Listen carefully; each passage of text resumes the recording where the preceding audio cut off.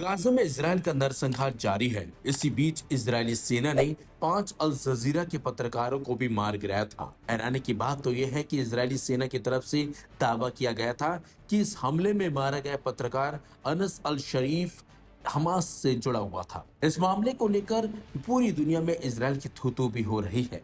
बल्कि कांग्रेस सांसद प्रियंका गांधी ने भी इस हमले की निंदा करते हुए इजराइल पर निशाना साधा था। कांग्रेस सांसद प्रियंका गांधी वाड्रा ने मंगलवार को कहा था कि अल जजीरा के 5 पत्रकारों की निर्मम हत्या फिलिस्तीनी सरजमी पर किया गया एक और घृणित अपराध है। सच्चाई के लिए खड़े होने का असीम साहस इजराइल की हिंसा और नफरत से कभी नहीं तोड़ा जा सकता। प्रियंका गांधी के बयान पर इजरायली राजदूत का भी बयान सामने आया था और उन्होंने कहा था कि शर्मनाक आपसी धोखेबाजी है। इजराइल ने 25,000 हमास आतंकियों को मारा।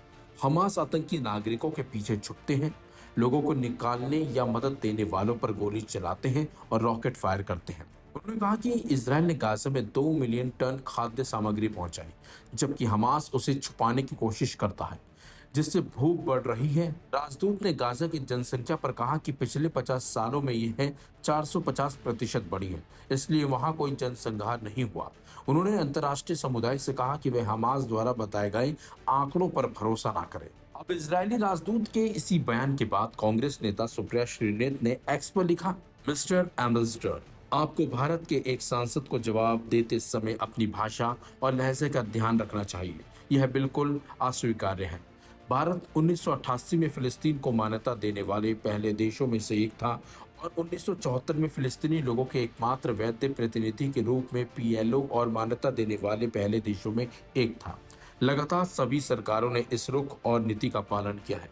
इसलिए कृपया हमें भाषण न दें और यह उम्मीद बिल्कुल न करें कि हम आंखें मूंद लेंगे जब लोगों का नरसंहार हो रहा हो और छोटे बच्चों को भूखा रखा जा रहा हो। इसके बजाय आपको शर्म आनी चाहिए।